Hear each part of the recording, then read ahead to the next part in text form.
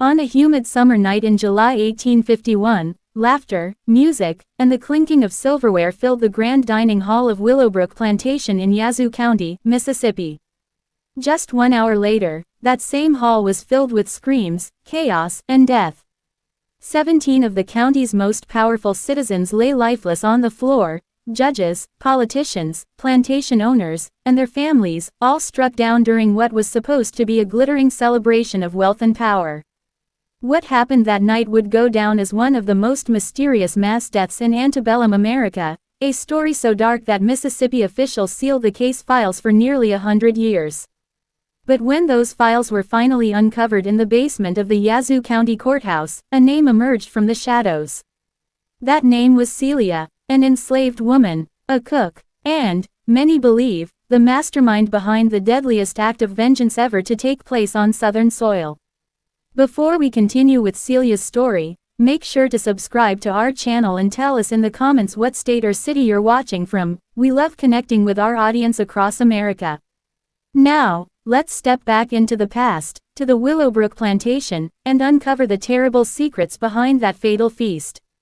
The plantation and its master. Willowbrook Plantation was not just another cotton estate. Spanning nearly 4,000 acres of Mississippi's richest soil, its white-pillared mansion towered above endless fields of cotton, a monument to wealth built entirely on human suffering. Its master, Colonel Jeremiah Rutherford, was no ordinary planter. A veteran of the War of 1812, he had inherited his fortune from Virginia tobacco money and purchased Willowbrook in 1826. By 1851, he owned more than 200 enslaved men, women, and children. But what set Rutherford apart was not just his land or his cotton yields, it was his obsession with what he called discipline through spectacle. Other plantation owners whipped their slaves in the fields. Rutherford, however, turned punishment into theater. He built a special pavilion behind the mansion where he staged gruesome demonstrations of torture during dinner parties. Judges, politicians, wealthy planters, and their wives would sit down to a fine meal while enslaved people were beaten, burned, or even killed before their eyes. Rutherford called these events educational entertainments. He claimed they maintained order. His guests called them fascinating. The enslaved called them pure terror. The woman in the kitchen. Behind every one of those dinners stood Celia, the plantation's cook.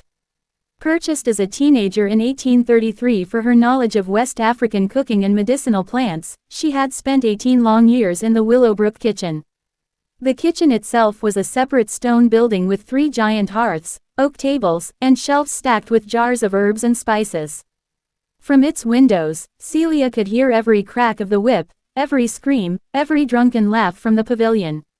She was forced to cook banquets for men and women who enjoyed human suffering as if it were part of the entertainment.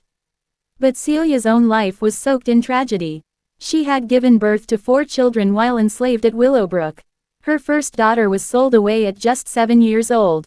Her eldest son was killed during one of Rutherford's demonstrations, punished to death for stealing a piece of bread. Her second daughter died young of pneumonia in the freezing slave quarters. Only her youngest child, Marcus, remained with her. A boy of 7 years old, forced to work in the cotton fields under armed overseers. For Celia, Marcus was all she had left. The records of cruelty. Rutherford's overseer, Benjamin Harwick, kept detailed ledgers of every punishment. His notes were cold, almost businesslike. Negro boy Samuel, aged 14, died from correction for insolence. Disposal cost, $2.50 for burial. Female, age 22, sold for repeated defiance. Proceeds, $480. Between 1840 and 1851, 17 enslaved people died under Rutherford's punishments, 12 were sold away forever. Many more were left crippled or disfigured. And yet, in letters to fellow planters, Rutherford bragged about his methods as though they were science. The key to managing our peculiar institution, he wrote in 1851, lies not in random brutality but in calculated demonstration. Punishment must serve as both correction and education. My guests agree the results speak for themselves, and my cotton yields prove it. Celia's silent fury. Celia witnessed it all. She cooked meals for guests who applauded cruelty. She saw her son Marcus forced to watch other children tortured, his small face frozen in terror. She heard the polite laughter of Southern ladies sipping wine while enslaved men screamed in agony. And something inside her began to shift. By the spring of 1851, other enslaved workers noticed a change.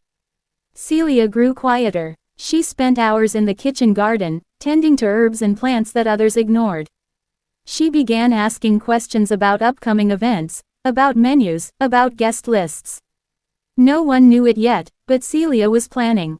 The announcement. On a sweltering morning in June 1851, Colonel Rutherford gathered all the enslaved people in the courtyard. Standing tall in his white linen suit, he announced the grandest celebration Willowbrook had ever seen. A 25-year anniversary feast to commemorate his success in agriculture and society. The guest list glittered with Mississippi's elite. State Senator Augustus Pembroke and his family. Circuit Judge Thaddeus Claiborne, infamous for never ruling in favor of freedom for any enslaved person. The Havenshire brothers, wealthy planters from Madison County. Colonel Robert Fleming from Hinds County. Mrs. Cordelia Van Cleve, owner of the largest plantation in Warren County. It was to be a night of food, wine, speeches, and, as always, one of Rutherford's cruel entertainments. The final straw. But this time, the entertainment would be unlike anything before. According to papers later seized by federal marshals, Rutherford planned what he called the ultimate correction.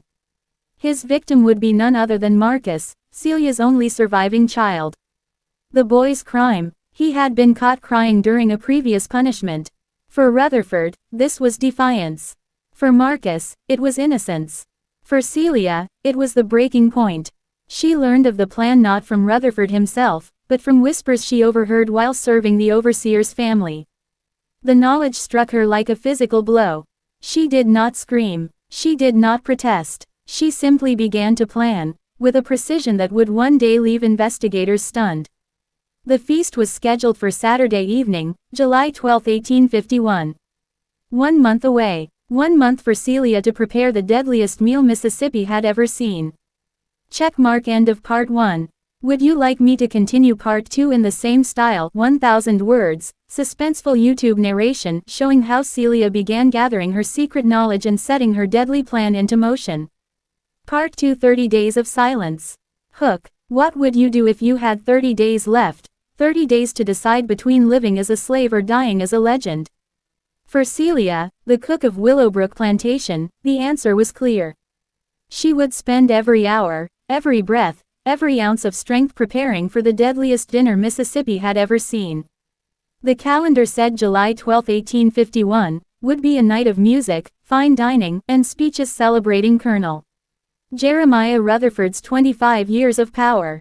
But for Celia, it would be the night of reckoning. And so, with only a month to prepare, she began weaving together a plan so precise, so dangerous, that even modern investigators marvel at its design. Studying the guests. The first step was not the food, it was the people. Celia quietly studied the guest list Rutherford had so proudly announced. Senator Augustus Pembroke loved red wine. He drank heavily at every dinner. Judge Thaddeus Claiborne was cautious, preferring small portions and favoring whiskey over wine. The Havenshire brothers were gluttons, especially fond of sweets. Mrs. Van Cleve, the wealthy widow, favored delicate dishes, never too spicy or strong. Celia noted everything: their appetites, their habits, their weaknesses.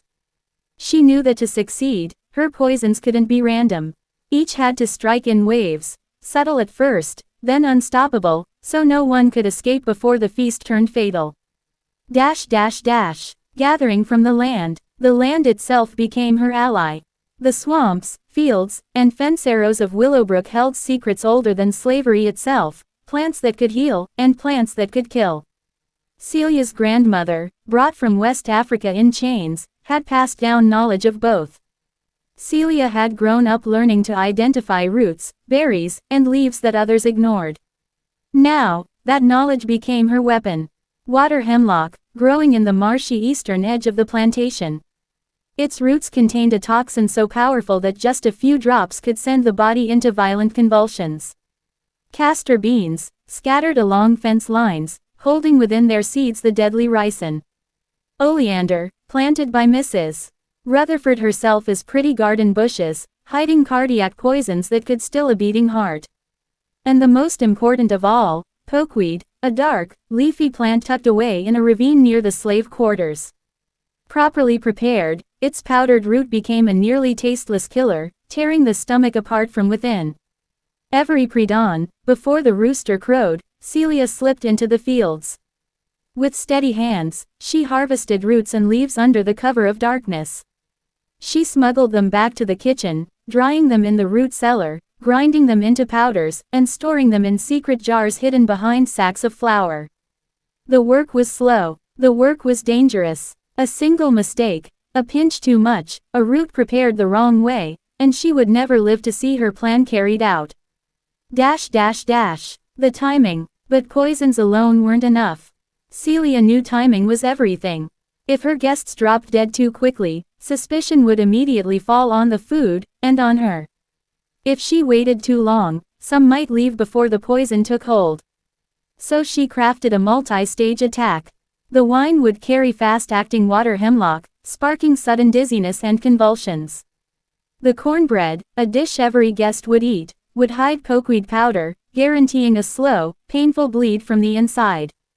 The dessert, peach cobbler, would contain oleander, just enough to stop any heart that hadn't already surrendered. It would be, in effect, a symphony of death.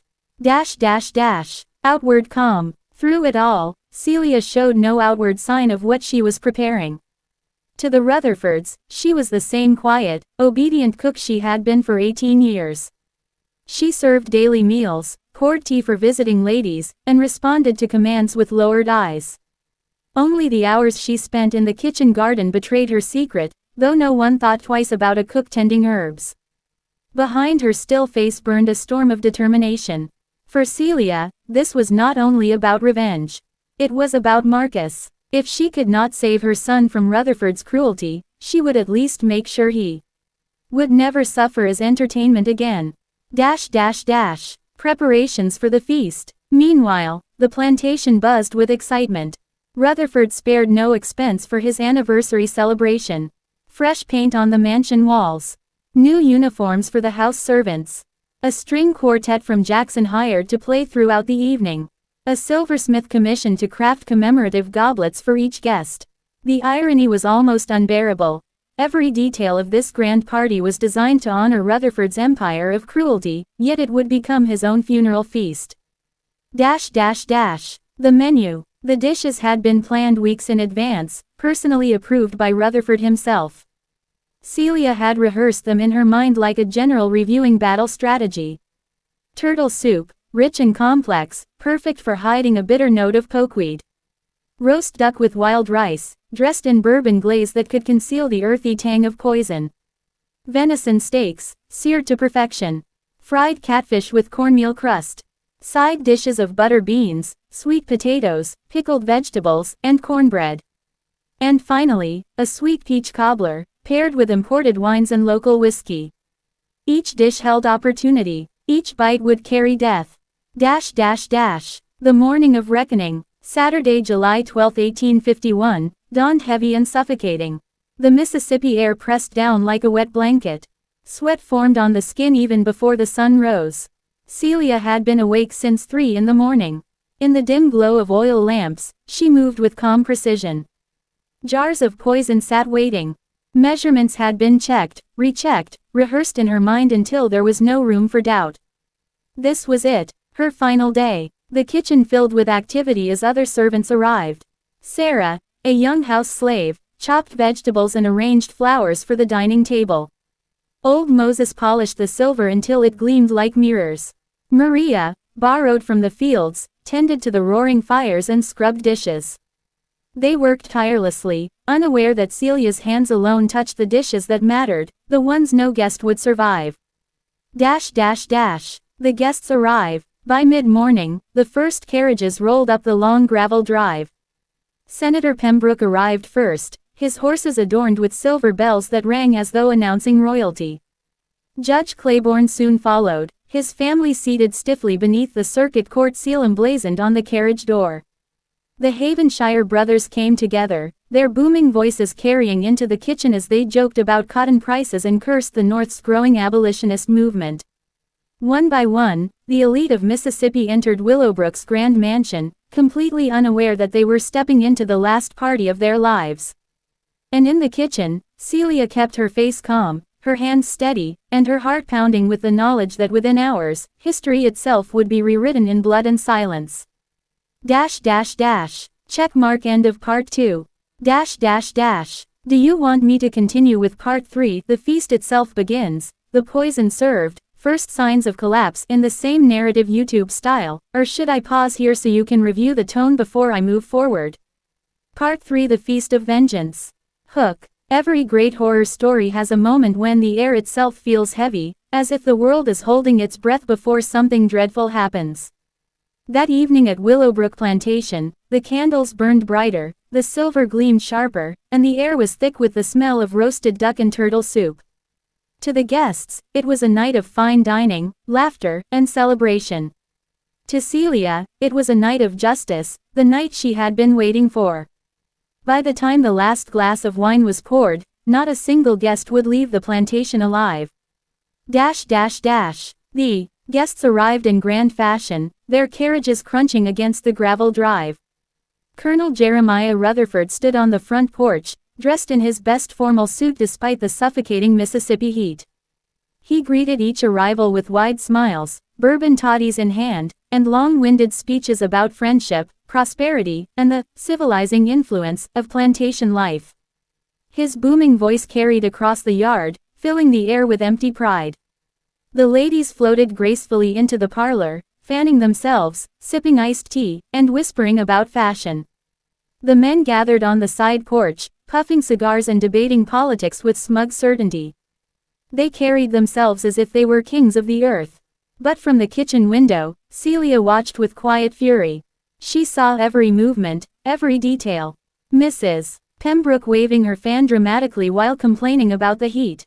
Judge Claiborne's little daughter playing with a wooden doll, innocent and unaware of the blood on her father's hands. Colonel Fleming proudly displaying a new type of whip to his audience of fellow planters, who nodded with approval as if cruelty were a noble science. Celia's jaw tightened. These were the same people who had laughed while children screamed, who had applauded the pain of her people as if it were entertainment. They were the architects of her son's suffering. Tonight, they would dine on poison, and their laughter would end in silence. At exactly 2 o'clock, Rutherford clapped his hands together and announced the evening's educational demonstration would begin at 6:30, followed by dinner at 7:30. Perfect timing for Celia. The cruel spectacle would ensure every guest was present, distracted, and in high spirits when the poisoned feast was served. The so-called demonstration was to take place in the punishment pavilion, where Marcus, her 7-year-old boy, had been locked since the night before. Celia had not been allowed to see him, but she had heard his cries through the thin walls of the storage shed. Each sob cut into her heart like a knife. She wanted to run, to break down the doors, to hold her son and never let him go. But she forced herself to stay steady. Her grief could wait, her vengeance could not. The kitchen smelled rich and warm as the final preparations began. Turtle soup simmered in great iron pots, its aroma filled with herbs and spices. Beneath that delicious scent lay something darker, pokeweed extract, mixed in so carefully that no one would ever suspect. The ducks roasted in the oven, their skins turning golden brown and crisp, while venison steaks marinated in bourbon laced with water hemlock, the deadliest poison in her arsenal. And then there was the cornbread. Golden, fragrant, perfect on the outside. But within each loaf hid enough poison to destroy even the strongest man. Every dose was calculated with precision. Even the pickiest eater would consume enough to meet death by morning. At 5 o'clock, Celia sent her kitchen helpers away, telling them she needed solitude for the final preparations. They thought it was perfectionism. In truth, she needed privacy to prepare the wine, the fastest weapon of them all. In the dim light of the cellar, Celia worked with steady hands. She uncorked 3 bottles of Rutherford's prized Bordeaux, wines worth more than most men's yearly wages. Into each bottle she poured just enough hemlock extract to bring about seizures and paralysis within minutes. She resealed the corks, dripped wax to hide her work, and dusted them until they looked untouched. The bottles sat waiting like silent assassins. As 6:30 struck, laughter and chatter echoed from the pavilion.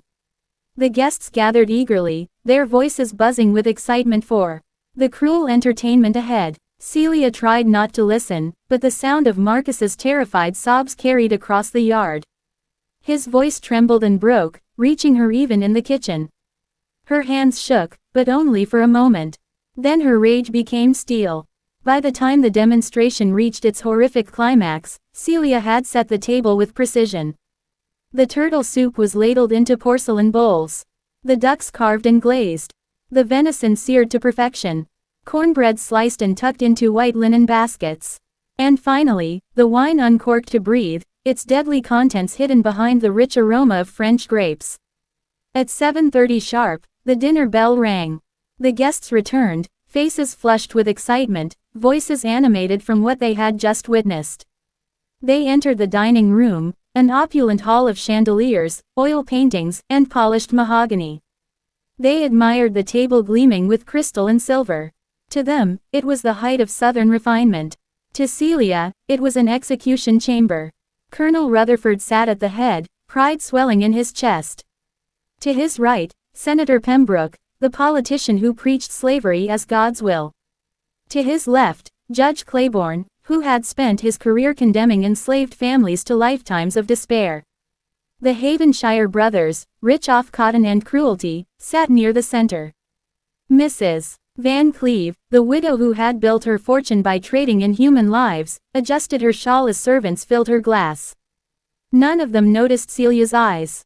None of them suspected the calm, silent servant carrying their dishes was the mother of the boy they had just brutalized. The first course arrived. Turtle soup, garnished with fresh herbs. Steam rose from the bowls as the men and women lifted their spoons.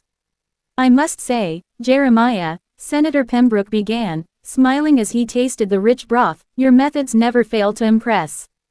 The discipline, the structure, it is an art form." He swallowed spoonful after spoonful of the poisoned soup. Judge Claiborne nodded in agreement, savoring the deadly flavors. Indeed, a proper correction is more than punishment, it is a lesson. A spectacle. The others murmured approval as they ate. None of them realized that every bite, every sip, was carrying them closer to the grave. And Celia, standing at the edge of the room with steady hands, knew the night had only just begun. Checkmark. That's part 3 rewritten into a powerful, story-driven chapter for YouTube audiences, simple, suspenseful, and steeped in horror. Do you want me to continue part 4 in the same flow about the feast turning into chaos so the transition is smooth for your audience? Part 4 The Feast of Retribution. Hook. The dining room glowed with the beauty of wealth, but beneath the crystal and silver, death was already being served.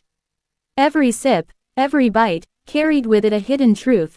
Tonight, the masters of Willowbrook Plantation were dining at their own funeral. Celia moved silently through the grand dining room, her face calm and unreadable, though her heart hammered inside her chest. The chandeliers above sparkled like stars, casting golden light on the long mahogany table where Mississippi's most powerful sat ready to eat. They laughed, they boasted, they congratulated one another for the success of the evening's demonstration, never suspecting that their final performance was about to begin. The turtle soup had been served. Silver spoons clinked against porcelain bowls as the guests tasted the rich broth, complementing the balance of herbs and flavor. None noticed the faint bitterness hidden beneath, masked carefully by Celia's skill. Senator Pembroke praised Colonel Rutherford for his hospitality, lifting his bowl in salute before swallowing another poisoned spoonful. Celia, watching from the edge of the room, thought of Marcus. Her boy, 7 years old, now locked in the storage shed, crying in terror. Every laugh she heard at the table became another nail in the coffin of her compassion. These people had feasted on cruelty for decades. Tonight, cruelty would feast on them. The toast, When the bowls were cleared away, the servants brought forth the wine. The 3 bottles of Bordeaux, chosen by Rutherford himself, gleamed in the candlelight as if proud of their noble heritage. Only Celia knew that inside those bottles swam death itself, water hemlock, swift and merciless. Rutherford rose, raising his glass high. His booming voice carried across the room. To friends, to prosperity, to the continued strength of our Southern way of life. Glasses clinked. Smiles spread across faces already flushed from bourbon. They drank deeply, savoring what they thought was the taste of wealth, never knowing their lips had just kissed poison. Celia's eyes darted from face to face. The wine would strike quickly, faster than the food. It would begin with dizziness, confusion, and then, seizures. She felt no pity, only a grim satisfaction. A subtle beginning. The roasted ducks were carved next, their skin shining with glaze, and served alongside golden cornbread. Conversation grew louder as bellies filled. Jokes about politics, land disputes, and the worth of human life were tossed around as casually as the cigar smoke that drifted through the room. It began with Colonel Fleming. He set down his fork, blinking rapidly, as if the room had suddenly tilted. He tried to laugh it off, claiming the heat of the evening was finally catching him. His hand shook as he lifted his goblet again. Moments later, Judge Claiborne coughed violently, his napkin pressed against his mouth. His face reddened, sweat shining on his forehead. Something, not right, he muttered, his words slurring. The guests looked toward him, startled, but Rutherford roared with laughter. Too much wine for you, Judge. But then Mrs. Van Cleve dropped her spoon, her body trembling as though touched by unseen hands. Her lips parted in shock as a stream of crimson stained her napkin. Blood. Confusion rippled across the table. Some stood in alarm, others shouted for water, for help, for the servants to bring more air into the suffocating room. But the servants, too, had grown uneasy. They glanced toward Celia, their eyes wide, as if sensing her secret. She gave no command. She simply continued her work, face calm, eyes steady. Panic in the room. Senator Pembroke staggered to his feet, gripping the back of his chair. What is happening? His voice broke as his legs buckled beneath him. The powerful politician who had thundered about God's will and slavery's necessity now lay gasping on the floor, clutching his chest. Colonel Rutherford himself, still seated at the head of the table, stared around in disbelief as the strongest men of Mississippi collapsed one by one. No, this is impossible, his voice cracked, losing all authority. He turned toward Celia at last, his eyes narrowing. But before the accusation could leave his lips, his hand clenched his goblet so hard the crystal shattered. He wheezed, his body jerking in violent spasms as the water hemlock claimed him. The room dissolved into chaos. Guests clawed at their throats, eyes bulging, bodies thrashing as poison tore through their veins. The air filled with the sounds of choking, retching, and screaming, a hideous symphony of retribution. Celia's moment. Celia did not move. She stood tall, watching, her hands folded before her apron. For the first time in years, no one barked orders at her, no one mocked her, no one dared strike her. The masters were too busy writhing on the floor, drowning in their own blood and terror. Her gaze drifted upward to the paintings that lined the walls, pastoral scenes of peace, abundance, and harmony. Lies painted in oil, paid for by suffering. Soon, those walls would echo with the truth. One guest, young Henry Havenshire, stumbled toward her, his face pale and contorted. "Help me, please," he begged, reaching out a trembling hand. Celia looked him in the eyes, remembering Marcus's cries. She did not step back. She did not step forward. She simply let him collapse at her feet, the last word he ever spoke dissolving into a wet gurgle. The silence after. Within an hour, the great dining hall of Willowbrook was transformed from a place of elegance into a slaughterhouse. The chandeliers still burned bright, the silver still shone, the china still gleamed, but every chair sat empty, the floor littered with broken glasses, overturned plates, and bodies twisted in agony. The silence that followed was heavier than any noise. Celia's breath came slow and steady.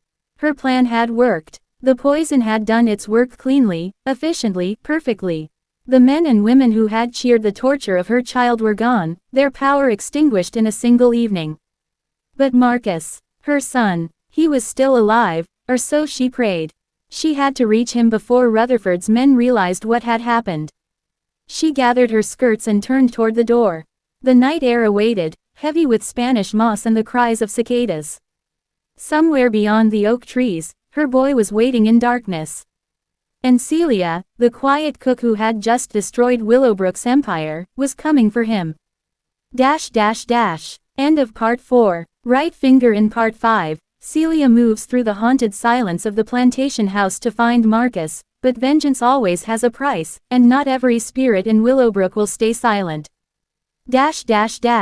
Do you want me to continue Part 5 in the same horror plus history style, 1000 words, YouTube focused, or do you want me to make it darker with supernatural elements starting from here? Part 5 The House of Shadows. Hook. The plantation house was silent now, but silence can be more dangerous than screams. Celia had killed the masters with her own hands, yet as she stepped through those blood-soaked halls, she realized something terrifying: some of them were not truly gone. The night had settled thick over Willowbrook. Outside, the crickets sang and the Spanish moss swayed in the warm breeze. Inside, the grand plantation stood still, its chandeliers burning low, its corridors heavy with the stench of wine, sweat, and death. Celia's shoes brushed softly against the polished wooden floor as she walked away from the dining room of corpses.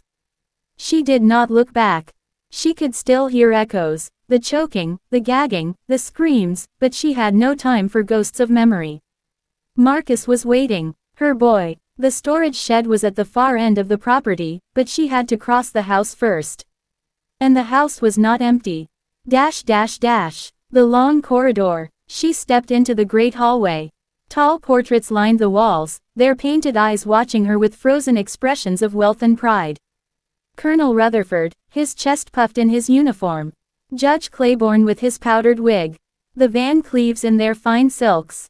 All immortalized in oil, smirking down at the servant woman who had destroyed them. But something was wrong. Celia slowed her pace, her heartbeat quickening. The air was colder here, heavy as though the house itself was holding its breath. She looked up. One of the portraits, Colonel Rutherford's, no longer wore the smug half-smile that had always mocked her in life. His painted mouth seemed twisted now, his eyes sharp with fury. Celia blinked, shaking her head, but when she looked again, the smile was gone. The hallway stretched longer than it should have, each step echoing far too loud. The oil lamps flickered as if moved by an invisible wind.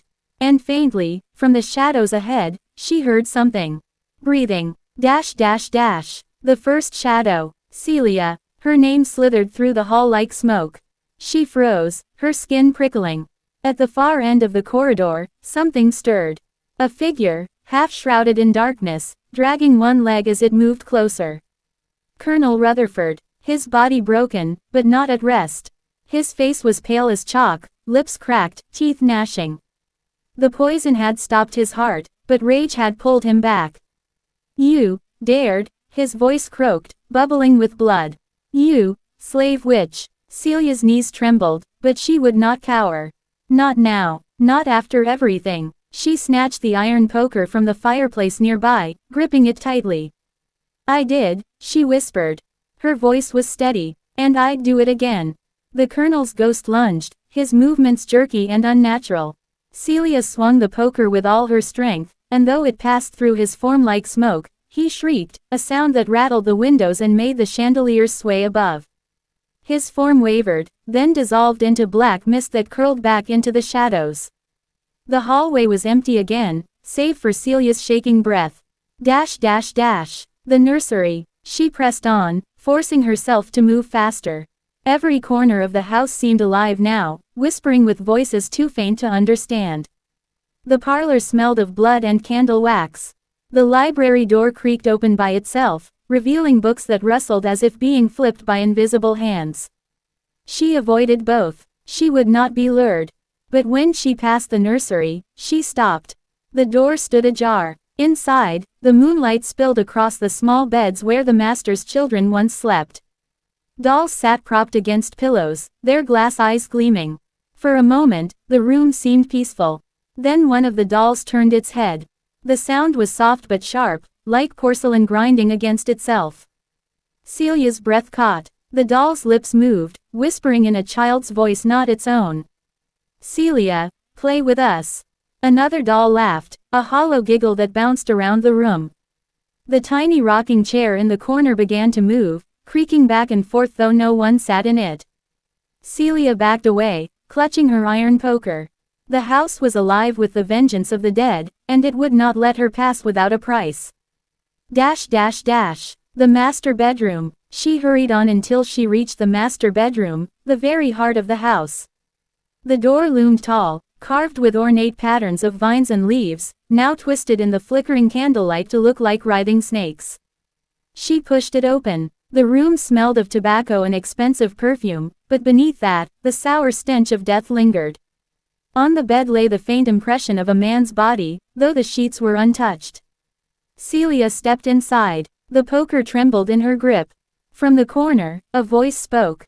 Smooth, mocking, unmistakable. "You think you've won, cook." She turned. Colonel Rutherford again, though this time not as a corpse or ghostly shadow. He sat in his chair by the window, whole, dressed in his fine uniform, cigar smoke curling from his lips. His eyes gleamed with cruel fire. "You think poison can erase power? You think a servant woman can change the order of the world?" He leaned forward, the glow of his cigar illuminating teeth too sharp, too animal. "No, the South is eternal. Men like me are eternal." Celia felt her heart hammering, but her grip on the poker tightened. "No, Colonel," she said, her voice low. "Nothing about you is eternal. Tonight proves that." She lifted the poker, but, before she could strike, the vision of Rutherford melted, flesh dripping like wax, skin blackening, bones snapping until what remained was a monstrous shadow with glowing eyes. It lunged, the room exploding with shrieks of the damned. Fire in the house. Celia did not falter. She swung the poker through the shadow, again and again, each strike scattering it into fragments of darkness. But the shadow always reformed, always came back. Her gaze darted to the fireplace. Without hesitation, she seized a burning log, flames licking her arm, and hurled it onto the bed. The sheets caught fire instantly, flames racing up the canopy. The shadow howled as fire spread across the room. Smoke billowed, heat swelled, and the monstrous figure shrank back into the corner, dissolving with a final scream. Celia staggered back into the hallway, coughing. The fire was spreading fast, crackling through the dry wood of the old house. Willowbrook, the house of her suffering, was about to be swallowed whole. Toward Marcus. She ran now, the smoke chasing her, the fire consuming every memory, every ghost, every whisper. The portraits along the hall seemed to writhe as the flames reached them, the masters, painted faces blackening, their power burning away forever. The voices shrieked from the walls, furious, desperate. "You cannot escape. You belong here. Your soul is ours." But Celia ignored them. She was almost free. Bursting through the back door, she stumbled into the night air, her lungs desperate for breath. The sky glowed orange behind her as Willowbrook burned, the great plantation house collapsing into ash. And then she heard it, Marcus's cry. High and terrified, from the shed beyond the oak trees. Her heart leapt. He was alive. She still had a chance. She ran toward the sound, firelight at her back, darkness ahead. End of Part 5. Right finger in Part 6. Celia reaches Marcus, but the horrors of Willowbrook are not finished. The fire has freed more than just her, and the final cost of vengeance will be revealed. Part 6. The Boy in Chains. Hook. Celia thought the fire had destroyed the curse of Willowbrook, but fire does not end every evil. Some spirits feed on flames. And as she reached for her son, she realized the plantation's cruelty ran deeper than walls or masters, it lived in the very earth. The air outside was heavy with smoke. Behind Celia, Willowbrook burned like a funeral pyre. The grand plantation house crackled and groaned, flames licking through the roof, sparks flying into the night sky. The masters, portraits, the polished floors, the velvet drapes, all of it turning to ash. But Celia had no time to watch it fall. Marcus's cries pulled her forward, sharp and desperate, coming from the storage shed near the far oak. Her legs ached from running, her lungs raw with smoke, but she pressed on. Her boy needed her. Dash dash dash. The locked shed. The shed loomed ahead, its door chained tight with rusted iron. Celia dropped the iron poker and clawed at the chain, her fingers trembling. Inside, she heard Marcus call again. Mama, Mama, I can't see. Her heart tore at the sound. She yanked, pulled, but the lock would not give. The shed seemed to groan under her touch, the wood shifting as if alive. Then she noticed something. Scratches on the door. Dozens of them. Tiny fingernail marks dug deep into the wood. Not just Marcus's, but older ones. Children's hands. Celia's breath caught in her throat. How many others had been locked in here? How many little voices had cried into the dark, never to be heard again? She slammed her fist against the chain. I'm coming, Marcus. Hold on. Dash dash dash. The whisper beneath the earth. The ground beneath her feet shifted. A low rumble, almost like a growl, rippled through the soil. Celia froze. The fire behind her roared, but this sound came from below. Whispers rose from the earth, curling around her like smoke. Dozens of voices, children's voices, some crying, some laughing, some chanting words she couldn't understand. Stay with us, they murmured. Play forever. You don't have to run, Celia. You belong. Her blood turned cold. She dropped to her knees, trying to silence the voices, but the whispers only grew louder, rattling the chain, shaking the shed. Marcus screamed from inside. Mama, they're here. They're touching me. Dash dash dash. Breaking the lock. Celia's panic turned to rage. She snatched a jagged rock from the ground and swung it against the lock. The first strike only sparked. The second left a dent. The voices hissed louder. He is ours, just like the others. She struck again, her palms splitting, blood running over her knuckles. The lock cracked, but the whispers now became screams, a chorus of lost souls rising from the plantation soil. The ground split slightly beneath her, a thin crack, and pale, skeletal fingers pushed through the dirt. Celia screamed and swung the rock down one final time. The lock shattered. The chain clattered to the ground. She threw the door open. Dash dash dash. Marcus. Marcus huddled inside, his wrists raw from rope, his eyes wide with terror. Around him, the shed's shadows shifted and squirmed like living things. Mama, he cried, stumbling into her arms. She clutched him tight, burying her face in his hair, whispering prayers she barely remembered. It's all right, baby. I've got you. I've got you. But the shadows were not gone. As Celia held Marcus, the walls of the shed seemed to breathe, the air thick and foul. Faint outlines of children moved in the corners, thin, hollow-eyed, reaching. Stay, one whispered. Join us, another begged. Marcus buried his face against her. I don't want to stay, Mama. I want to go home. Dash dash dash. The procession of the dead. Celia dragged Marcus into the open air. The shed doors slammed shut behind them, though no wind blew. She did not look back. But as they staggered into the field, the earth split wider, and the voices burst forth into screams. From the crack in the ground, figures began to climb. Small figures. Children, dressed in rags, their eyes empty sockets, their mouths open in endless cries.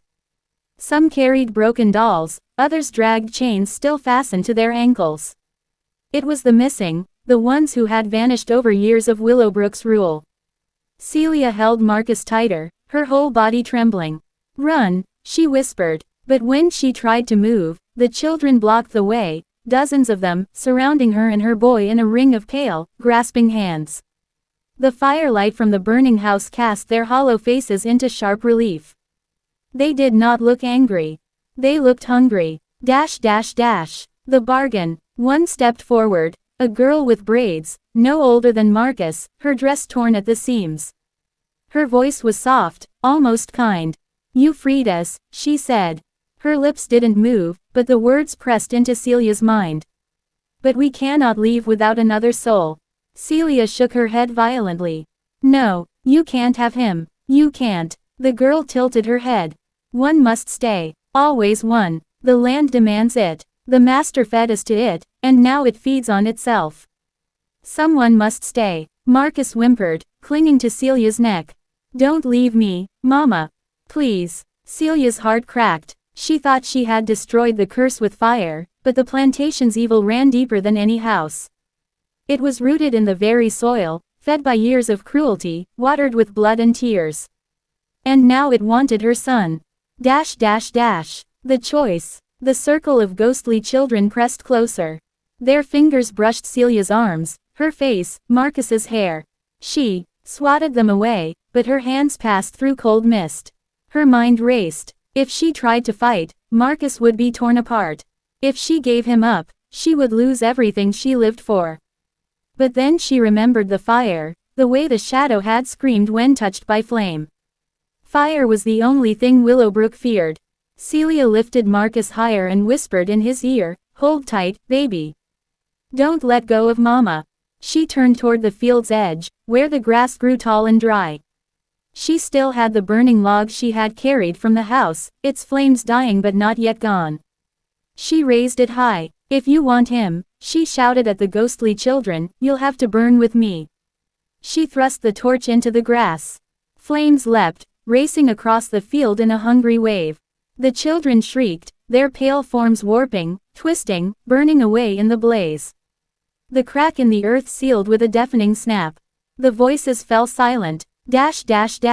Escape into the night. Celia stumbled back, clutching Marcus, both of them coughing as smoke filled the air. Behind them, Willowbrook was collapsing, the plantation devoured by fire. Around them, the field burned, the spirits consumed in flame. But ahead, past the flames, past the smoke, lay the open road. Celia ran, Marcus clinging to her neck, their shadows stretching long behind them as the plantation of horrors was finally swallowed whole. Or so she thought, because as the fire roared, she could still hear faint laughter on the wind. Not gone. Not yet. End of Part 6. Right finger in Part 7. Celia flees into the wilderness with Marcus, but fire cannot erase the past. Something follows them in the dark, carrying Willowbrook's curse far beyond its burning walls. Would you like me to make Part 7 focus on their escape through the forest haunted by whispers and apparitions, or shift into the nearby town's reaction as rumors spread of the burning plantation and the cursed woman who survived? Part 7 Whispers in the Pines. Hook. The fire behind her was supposed to be the end. But as Celia carried Marcus into the night, she realized fire doesn't destroy evil, it spreads it. The plantation might have fallen, yet Willowbrook's whispers clung to her like smoke. The forest path. The road away from Willowbrook twisted into the woods, narrow and uneven, swallowed by darkness. Celia's legs trembled with every step, Marcus heavy against her shoulder, but she didn't stop. Behind them, the glow of the burning plantation lit the horizon, the flames painting the sky blood red. The crackle of fire mixed with distant screams, some human, some not. Marcus stirred, lifting his head weakly. "Mama, are we safe now?" Celia kissed his soot-streaked cheek. "We're away from there, baby. Just hold on. The Lord carried us out, and He'll see us through." But even as she spoke, she knew it wasn't true. The forest was too quiet. No crickets, no owls. Just the sound of her own breathing, and the faint, trailing laughter she'd hoped she'd left behind. The first sign. They reached a clearing where moonlight spilled between tall pines. Celia set Marcus down for a moment, kneeling to catch her breath. Her palms were blistered, her throat dry as ash. That's when she saw them. Footprints. Dozens of small, bare footprints pressed deep into the mud, circling the clearing. Too many for Marcus to have made, too fresh to belong to anyone else. Her stomach turned to ice. She grabbed Marcus's hand. "We keep moving." Marcus frowned. "But Mama, don't you hear them?" "Hear who?" "The children." His voice dropped to a whisper. "They're singing." Celia's blood froze. She hadn't heard it until he said it. But now, faintly, on the edge of the wind, a lilting melody drifted through the trees. A nursery rhyme, soft and sweet, sung by many voices at once. Rock-a-bye, baby. In the tree-top, Celia clamped her hand over Marcus's ears. Don't listen. Don't you listen, you hear me? Dash dash dash. The pine shadows. They pushed deeper into the forest, branches snapping underfoot, roots clawing at their ankles. Celia stumbled, her muscles screaming, but she refused to slow. Every time she looked back, she swore she saw pale figures darting between the trees, small bodies, hollow eyes, watching. At one point, Marcus tugged her hand. Mama, I saw Jacob. Her heart clenched. Jacob had been Marcus's friend, a boy taken months ago, vanished from the fields. No one had spoken of him since. Celia crouched, gripping Marcus's shoulders. That wasn't Jacob, baby. Do you hear me? Whatever you see, it ain't him. But he waved at me, Marcus whispered. His lips quivered. He asked me to come play. Celia's stomach knotted. She pulled him close and hurried on. Dash dash dash. The stream. At last, they reached a stream winding through the forest. Celia knelt, cupping water to Marcus's lips, then drinking deeply herself. For a moment, the icy water calmed her, washing soot from her mouth. But when she looked down, her reflection twisted. Her face in the stream was not her own, it was gaunt, hollow-eyed, her lips stretched into a grin she did not feel. She recoiled, dragging Marcus away. The water rippled, and in its surface she saw the faces of children, dozens of them, staring up at her from beneath the current, their mouths moving in silent cries. Celia stumbled back, clutching Marcus. The singing returned, louder now, as though the forest itself had joined the choir. Dash dash dash. The hands. The wind shifted, carrying the stench of charred wood and blood. The trees creaked, their shadows long and warped. Marcus suddenly screamed. Celia spun and saw why. Thin, pale hands were reaching from the darkness between the pines. Dozens of them, stretching out of the bark as if the trees themselves were giving birth to the dead. She grabbed Marcus, bolting forward as the hands clawed at her dress, pulling at her hair. She tore free, fabric ripping, skin burning where the cold fingers touched.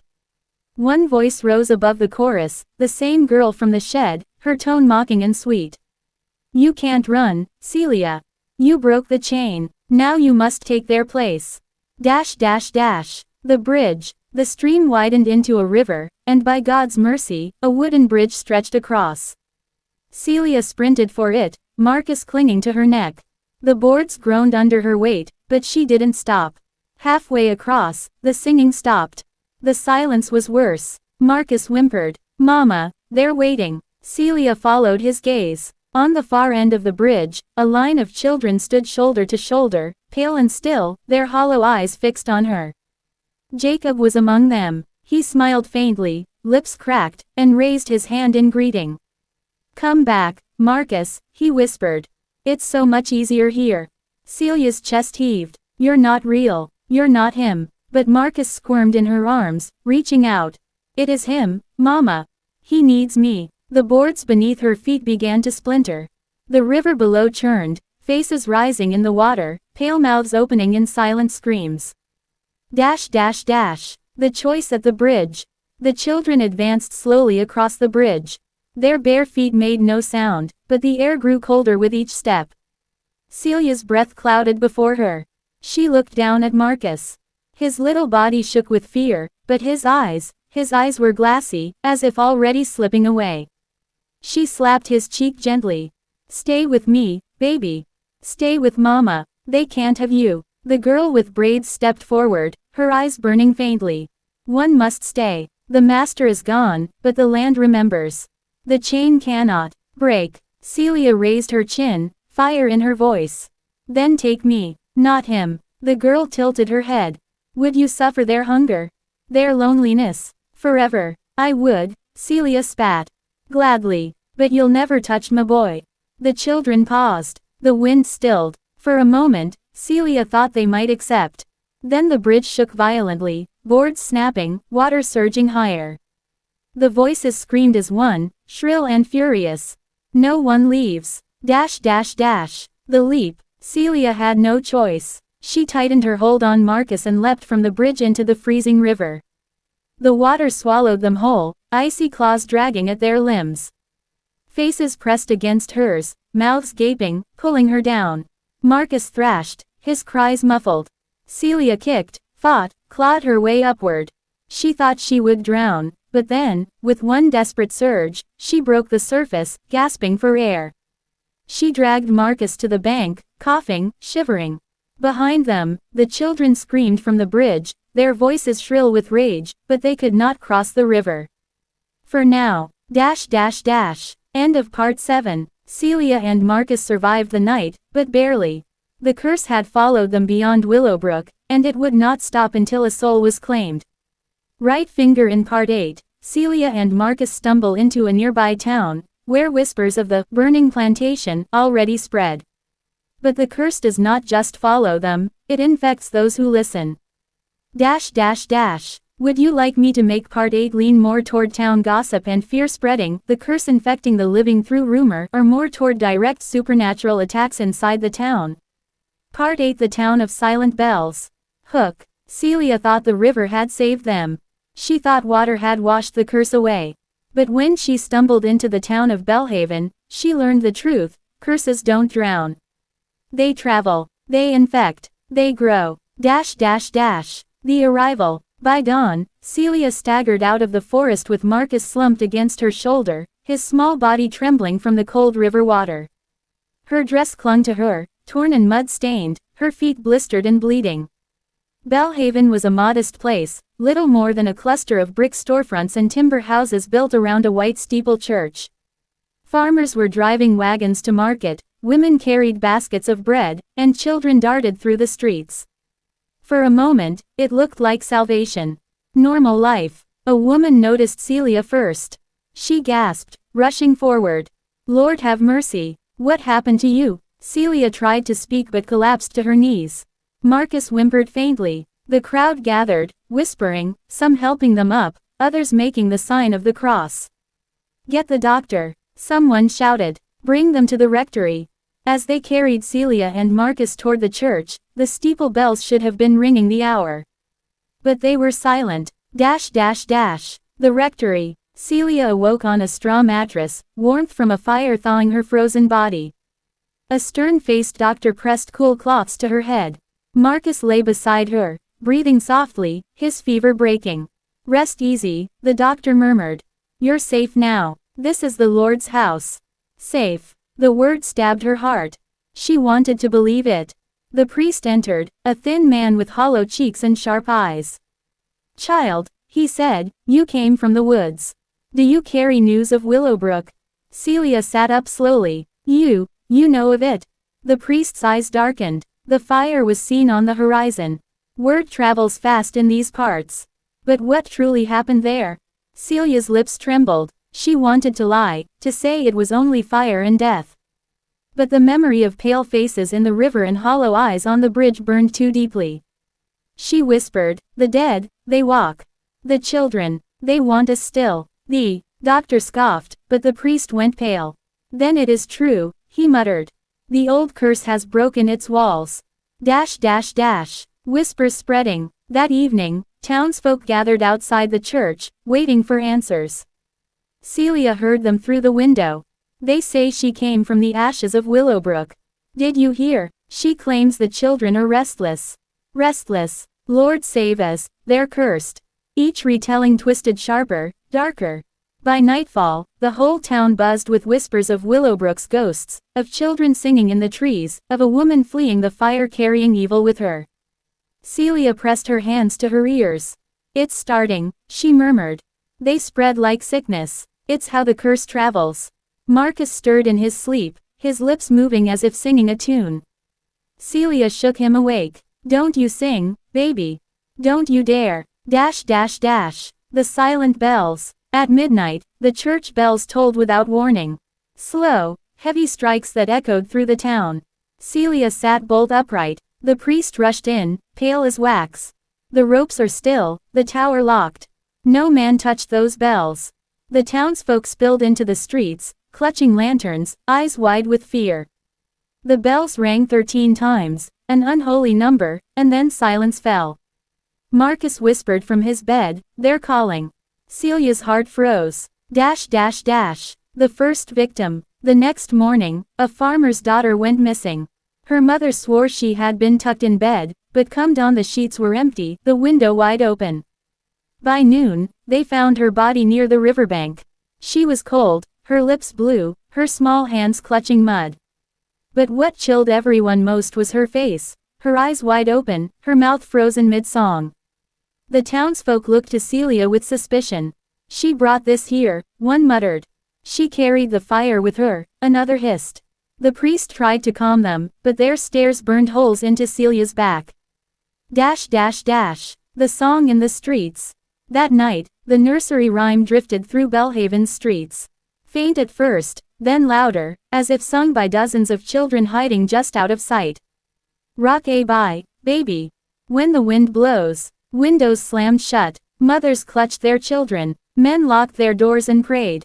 Celia held Marcus close, rocking him, whispering, "Don't listen, baby. Block your ears." But Marcus's lips moved with the words, his eyes half shut, as if sleepwalking in place. Celia shook him hard. "Stay with me, Marcus." He blinked, dazed, then began to cry.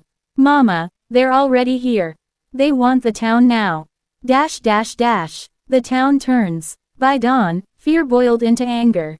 The townsfolk gathered with torches outside the rectory. "Send her out," they shouted. "She cursed us all. Throw her back to the fire she came from." The priest stood firm at the door. "You'll not harm this woman or her boy. This is the Lord's house." But the mob pressed closer. Lantern light flickered against their faces, twisted by fear. Celia clutched Marcus. She knew how this story ended. People feared what they could not understand, and they always chose blood. Before the mob could break the door, the bells tolled again. This time the sound was different, wild, frantic, clanging without rhythm. And then came the laughter. Dozens of children's voices, echoing not from the woods but from the very walls of Belhaven. The shattering. Windows exploded. Glass rained onto the streets. From the shards, pale faces peered, mouths open in song. Children not of Belhaven, children of Willowbrook. The mob scattered, screaming, dropping torches that set hay wagons ablaze. Horses reared, lanterns crashed, fire spread. Celia clutched Marcus, heart hammering. "It's happening again," she whispered. "It follows wherever we go." The priest grabbed her arm. "You must leave, child. Take the boy and go, before they burn you with the rest." "But where?" Celia cried. His eyes were haunted. "There is no safe place. Only further. The escape." With fire spreading through Belhaven and the curse filling the streets, Celia slipped out a back door with Marcus. The night swallowed them as chaos reigned behind.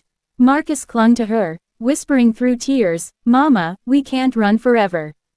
Celia's jaw clenched. "Then we'll fight it. I don't care if it takes my soul, I won't let it have yours." As they disappeared into the darkness, the bells rang once more, endless this time, a toll that would not stop. The town of Belhaven burned. And still the voices sang. End of Part 8. Right finger in Part 9, Celia and Marcus will seek refuge at an abandoned fort used during the war, where history's old violence awakens something even darker.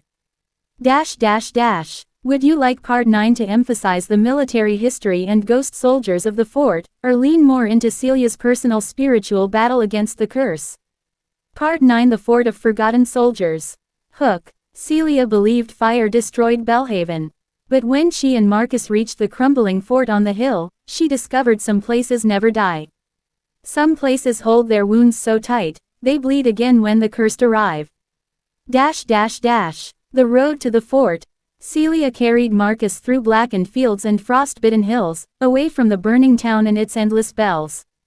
For days, they survived on scraps, wild berries, cold river water, crusts of bread stolen from abandoned homes.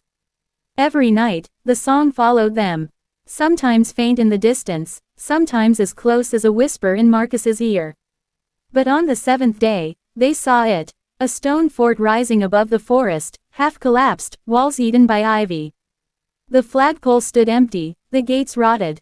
It had once been a stronghold during the last war, a place where soldiers fought and bled for land that no longer remembered their names. Safe, Marcus murmured, though his voice shook. It looks safe. Celia wasn't sure. No place felt safe anymore. But her legs could carry her no further. They entered. The ghost of war. Inside, the fort smelled of mold, gunpowder, and rust. Broken muskets lay scattered in the dirt, and cannon wheels leaned against cracked walls. In the center yard, a well sat covered with planks, as if someone long ago tried to seal something inside. Celia and Marcus found shelter in a barracks room. Straw mattresses rotted against the wall, and tattered blue uniforms hung from pegs. Marcus tried one on, laughing faintly before coughing. That night, the wind carried more than cold. It carried drums. Slow, steady war drums echoing across the hills. Celia froze. Do you hear that? Marcus nodded, eyes wide. They're marching. The parade of the dead. At midnight, the courtyard filled. Shadows moved, one after another, boots striking the stone in rhythm. Soldiers with hollow faces, uniforms in tatters, muskets at their shoulders. They marched in silence until the drumbeat shifted to the cursed nursery rhyme. Rock-a-bye, baby. The soldiers, heads snapped toward the barracks window. Empty eyes locked on Celia and Marcus. Celia clutched her son. Don't move, don't breathe. But Marcus whimpered, and the soldiers broke ranks, advancing toward the door. The general. The barracks door creaked open on its own. A figure entered. Tall, broad-shouldered, his uniform cleaner than the rest, though shredded at the sleeves. His face was pale as ash, eyes black as pitch. On his chest hung a medal rusted with blood. He removed his hat slowly, bowing his head. You bring the fire with you, woman. Willowbrook's curse spreads like plague. And now it wakes us, who should never have risen. Celia trembled. We didn't choose this. We only wanted to live. The general's lips curled into something like a smile. Living is what we lost. And so we take the living to fill our ranks. He looked at Marcus. The boy will march. The battle within. Celia stood, heart hammering. You will not have him. The general tilted his head. Do you think you can fight what death itself commands? We were soldiers once, bound to flags and kings. Now we are bound to whispers older than time. And your child sings their tune. Marcus, pale and trembling, began humming the cursed lullaby, unable to stop. His eyes glazed as if the soldiers' will tugged at his soul. Celia slapped her hands over his ears. Don't listen, baby. Fight it. The general raised his hand. The soldiers marched forward, their boots pounding the earth like thunder. The well. Celia grabbed Marcus and fled through the courtyard. The soldiers closed in from all sides. With nowhere left, she stumbled toward the old covered well. The planks over it had cracked with age. Something inside groaned, deep and low, like a beast long caged. Celia hesitated. She didn't know what lay beneath, but it was her only chance. She ripped the boards free. The air that rose was rank with rot and sulfur. From the depths came whispers, dozens of voices, crying, chanting, begging. The general's face twisted. Close it, fool. Do not awaken what slumbers there. But Celia leaned over, clutching Marcus tight. If it takes me instead, so be it. But you won't have him. The rising. A black mist burst upward from the well, knocking soldiers off their feet. The ground shook, stones cracking, walls trembling. From the mist, shapes crawled, children. Thin, pale, hollow-eyed. The very ones Celia had seen in Willowbrook's river. Their mouths stretched wide in endless song. The soldiers screamed, voices breaking into echoes of their last dying breaths. They dropped muskets, clawed at their own faces, and one by one, they crumbled into dust. Only the general remained. He roared against the tide, but the children's hands dragged him down, pulling him into the well's depths. His hat fell last, spinning into the dark. Then silence. The aftermath. Celia collapsed by the well, clutching Marcus. He was sobbing, his voice hoarse. Mama, make it stop. Please, make it stop. The mist hovered, swirling around them. But instead of attacking, the children's voices softened. Their song became a whisper. "Run," they said together. "It isn't done. It never ends. Run." And then they vanished, sinking back into the earth. The fort lay in ruins, silent as the grave. The march continues. Celia carried Marcus out through the broken gates. The morning sun bled through the trees, but warmth never touched her skin. Behind her, the faint sound of drums began again. Not in the fort, not from soldiers, from the forest itself. Each tree seemed to echo the beat. Each stone seemed to hum the cursed song. Celia held Marcus tighter. She whispered into his hair, "We'll keep running, baby. Until we find the end. Or until it finds us." Marcus looked back at the fort, eyes wet with tears. "Mama," he said softly, "what if the end is us?" The drums grew louder. The forest swayed. And somewhere, the dead laughed. End of part 9. Right finger in part 10. The final part, the curse will reach its climax. Celia and Marcus will face the truth. Willowbrook's children weren't merely restless, they were bound to a sacrifice, one that demands completion. Do you want the final part 10 to end in tragic sacrifice one must give in to end the curse, or a haunting survival they escape, but the curse lives on? Part 10 The Last Lullaby. Hook. Celia thought she could outrun Willowbrook's curse. But some songs never fade, and some debts never die. In the end, every lullaby must reach its final note. The endless road. For days, Celia and Marcus wandered, leaving the ruined fort behind. The drums followed, sometimes in the distance, sometimes thundering at their heels. Everywhere they went, towns had emptied. Doors swung open, tables were set, but no voices, no footsteps. It was as if the world itself had grown afraid of them. One evening, as the sun sank red, Marcus tugged at Celia's sleeve. "Mama," he whispered, "I can still hear them. The children. They're calling me." Celia hugged him close. "Ignore them, baby. They want to take you, but you're mine. You hear me? You're mine." But deep inside, she feared the truth. Perhaps Marcus was already theirs. Return to Willowbrook. At last, the road curved back to where it all began. Celia gasped when she saw it, Willowbrook. The church spire still crooked, the graveyard still leaning, the river still whispering. The town was burned, ash blackened the soil, but the heart of it remained. The curse had pulled them home. Marcus's face went pale. "We came all this way, only to end where we started." "Yes," Celia said bitterly. "Because it isn't about where we run. It's about what they want." The gathering. As night fell, the bells began again. But this time, every bell in the valley tolled together, louder than storms, shaking the earth. From the shadows of the graveyard, children emerged. Pale, hollow-eyed, dressed in rags of centuries gone. Dozens, maybe hundreds, their bare feet silent on the cobblestones. And behind them came the adults, faceless, hollowed townsfolk, their mouths sewn shut, their arms outstretched. Celia clutched Marcus. "Stay behind me." The children spoke as one, voices sweet and broken. "Give us the boy. End the song. The fire will sleep once more." Marcus trembled. "Mama, they'll take me." Celia shook her head fiercely. "No, I'll never let them." The choice. The leader of the children stepped forward, a girl with long, tangled hair, her eyes black as coal. She pointed at Marcus. "The curse began with us. A town that fed on sacrifice, a mother who gave her child to fire. Each generation must give another. Or all shall burn." Celia's heart cracked. It was true. She saw it now in every whisper, every vision. Willowbrook's survival had always demanded blood. But the town was gone. Only the curse remained, feeding on echoes. Celia screamed, "Then take me." "Not him. Me." The children's chorus wavered. The song demands innocence. It demands a child. Marcus sobbed. "Mama, I'll go. If it stops, I'll go." "No," Celia cried, dropping to her knees. "Don't you dare say that." The fire returns. The sky split open with flame. Just like that first night, fire rained from the heavens, licking at the ruins.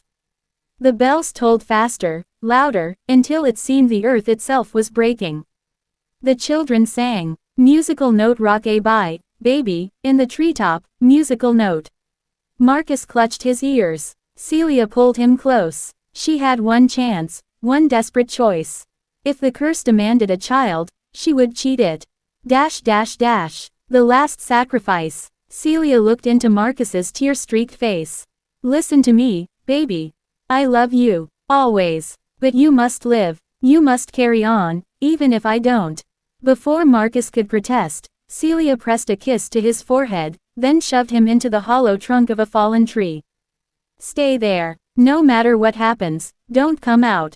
The children advanced, chanting louder. Celia stood tall, arms outstretched. Take me. Take my life. Take my soul. But spare him. The leader tilted her head. You are not a child. Then make me one again, Celia whispered, voice shaking. Take everything, my years, my memories, strip me to nothing. But leave him. The fire roared higher. The bells shattered. And the children surged. The transformation. They rushed her. Dozens of pale hands grabbing, pulling, clawing. Celia screamed as her skin burned cold, as her eyes filled with shadow. Her body shrank, her voice cracked into a child's cry. She felt herself breaking, unmade by the curse, her adulthood ripped away. When it was done, she stood among them, one more child, pale and hollow-eyed, her lips moving in song. In the tree trunk, Marcus wept silently, watching his mother's face fade into the crowd of the dead. The final song. The children turned to him, their leader lifting a hand. For a moment, it seemed they might still take him. But then Celia stepped forward. Her hollow eyes flickered, and in them was a spark, one last ember of who she had been. She whispered, voice faint as wind, "Run, Marcus. Run." The curse obeyed her sacrifice. The children vanished. The bells fell silent. The fire died, leaving only ash. Marcus stumbled from the tree, reaching for his mother, but she was gone. All that remained was her lullaby, carried on the night air. Epilogue. Years later, travelers spoke of a boy who wandered from town to town, always alone, always carrying a melody that haunted his lips. He never stayed long, because sometimes, at night, he heard the bells again. And sometimes, in his dreams, he saw her, his mother, standing among pale children, singing the last lullaby. End of story. Loudspeaker call to action. If this story chilled your bones and kept you hooked till the last line. Right finger subscribe for more haunting tales. Right finger share with those who love historic horror. Right finger and comment your thoughts. Would you have made the same sacrifice Celia did? Or would you have chosen differently?